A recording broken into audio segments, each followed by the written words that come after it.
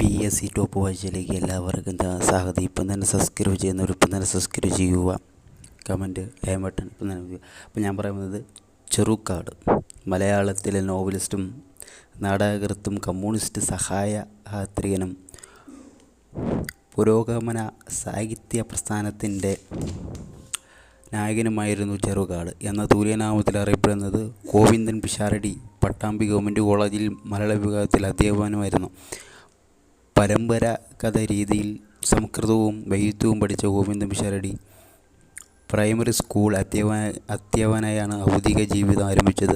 രാഷ്ട്രീയ പ്രവർത്തനത്തെ തുടർന്നു സർവീസിൽ നിന്നും പിരിച്ചുവിട്ട ജീവിതപരം എന്ന ആദ്യ കഥയ്ക്കാണ് സാഹിത്യ അക്കാദമി പുരസ്കാരം ലഭിച്ചിട്ടുള്ളത്. മലങ്കടൻ എന്ന പേരിൽ ഹാസ്യ കവിതകൾ എഴുതിയിരിക്കുന്നു. ഇത്രയേ ഉള്ളൂ ചെറുകാടിനെ കുറിച്ചും. അടുത്ത വീഡിയോ.